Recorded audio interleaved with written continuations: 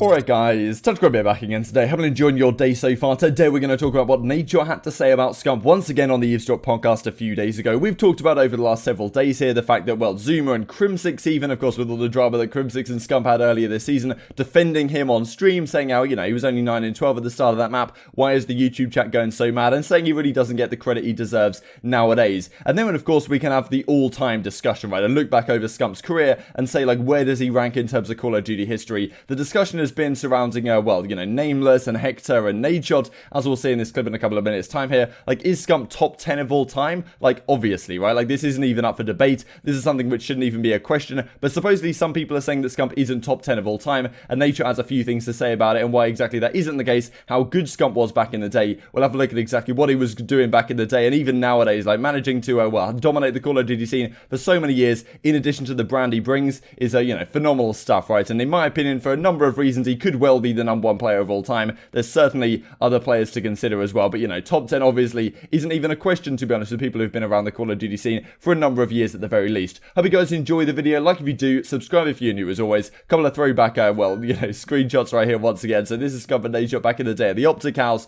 in the Black Ops 2 days. Then you've got this as well from the Pink Wall stuff. Well, I think well, maybe one of the X Games tournaments they had these jerseys, which was pretty damn cool stuff. So yeah, I'll share the clip on screen for you guys real quick, and then, well, we can have a look at exactly what their careers look like. Any single time that people rank him, like when fucking you know, Nameless was just on the podcast you watch, it was really a really good one. When Nameless, when like all these news sources like talk about Seth and how he's not in some people's top 10. You know what I'm saying? Like, it's and I think people forget quickly. No, the thing is like I know, like psychologically they don't want to give him his props because they want to up other people. You know what I mean? And they want to say this guy's way better than this guy and this guy's. But people forget too quickly like how dominant Seth actually was. Yeah. Especially in 4v4. Now, obviously, we had a rough go of it in some tournaments, some years while we were teaming together. But Seth was unkillable in certain games. Like Modern Warfare 3, nobody was touching Seth. Black Ops 2, I mean, he was breaking hard points by himself. I mean, people got to give Seth the credit that he deserves. And even if there's like old school COD pros that aren't giving him like top 10 credit, yeah, they're fucking tripping. Oh, yeah. And that's not even because I love Seth. Same. It's because I played with him and I saw what he used to do. Objectively. Seth's an all-time great. Yeah, objectively. Yeah, I get that. I just don't think he cares as much. About what? Winning. No, he does. Well, I know he wants to win. Yeah. I'm just saying, though, when you're young and hungry and you haven't made it? I mean, he's won a world championship. He's won 2 gold medals. He's won MLG events. Like, bro, people don't remember. Like, people weren't following. They weren't around in, like, Black Ops 1 and all these old school generation Call of Duty games. If you don't have Scump in your top 10, you're out of your fucking mind. If I competed against you or you came from the first generation of Call of Duty players, you don't have Seth in your top 10, you're a fucking hater. 100%. Like, I understand it's like people, you know, people ranking these new players. Like, I hear Shotzi's really good. I've never seen him play. He's really good. I see people talk about Sim. I don't even know other players that they talk about. But if you don't have Seth in your top 10, you're just plain out disrespectful. I think... So, of course, Nadeshot and Scump used to team back in the day, a very long time duo in Call of Duty. We can see what Nadeshot has to say about Scump being one of the best players in the world, if not the best player considered back in the Modern Warfare 3 days, then into Black Ops 2, of course, where they had some fantastic results, to be honest, this OG squad, but he was all against the Complexity Dynasty at the time, and it was a very, well, not at the time, but more like in Ghost and Freako Impact at the time, at least early on, then Complexity later on, and it was kind of like, you know, can OpTic Gaming kind of topple the giants in that sense. But yeah, this is when they teamed for a while. Then going into Ghost as well, and he doesn't really touch on Ghost so much, but you know, how Scump was so good in the Black Ops 2 days. There were some very famous clips of him there. Maybe like a top 5 player in the game, maybe top 10. Not you know, not absolute number 1 player like he maybe was in Modern Warfare 3. And then again, of course, in the Advanced Warfare days. But Ghosty was definitely a fantastic player as well. And maybe this is overshadowed, or maybe people don't exactly talk about this too much. Like I kind of went through here to the X Games Invitational they won back in 2014 with this squad with Clayster and Proof. You got it at the time.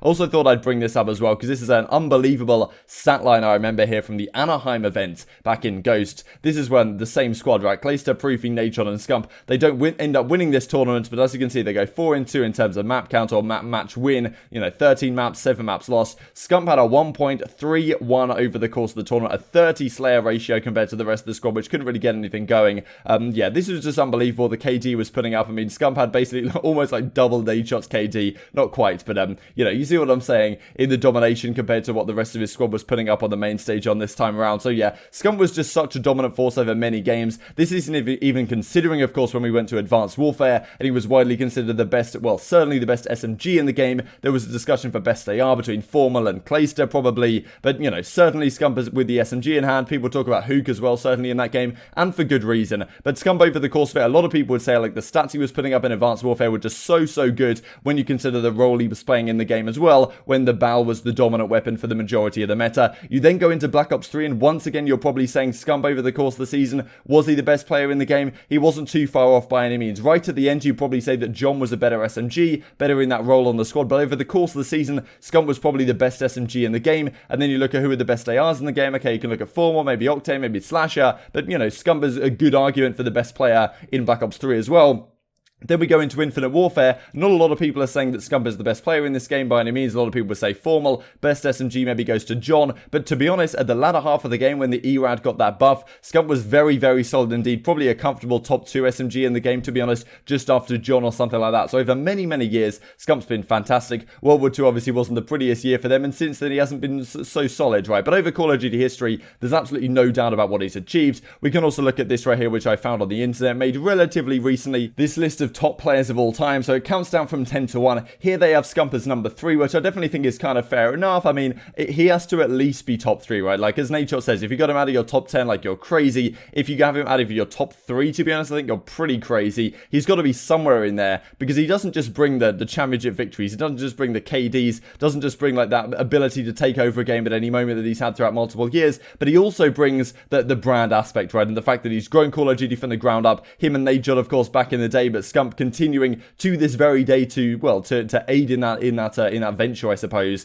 And yeah, just all these done throughout multiple titles. And to be honest, in terms of an individual player, he's probably been better than Crimsix and Karma over their careers, I would say, for sure. In terms of, like, average, how good you are at the game, in terms of, like, an average ranking over time, probably better. Then again, Crimsix won more championships. Karma, of course, has more world championship rings, which is why on this list, you know, Karma's number 1, Crimsix is number 2, Scump's number 3. That's definitely a reasonable way to put it. In my opinion, I would probably just put Scump number 1, to be honest, given what he's done for Call of Duty, been such a fantastic player. I would maybe put Crim number 2, Karma number 3, but you can probably go either way on this one. There's a number of players on there as well. I think this is a relatively decent list with Clayster, Formal Eggs, JCam, Apathy, Slasher, and Attach. I think maybe you could swap out Attach for John, possibly, but yeah, definitely some other players that deserve an honorable mention on this list. But Scump, absolutely, if you're looking at top 10 players of all time, has to be right up here at the top. I think there's no doubt about that one in my mind, but I'm intrigued to hear your thoughts in the comment section below. Is Nadeshot wrong? Has Hex got it wrong on this one? Is Scump actually lower down than we think, and what are the reasons for that? Well, and if not, I'd be intrigued to hear your thoughts as well. Hope you guys enjoyed the video. Like if you did, subscribe if you're new as always. Thank you very much for watching, and I will see you next time.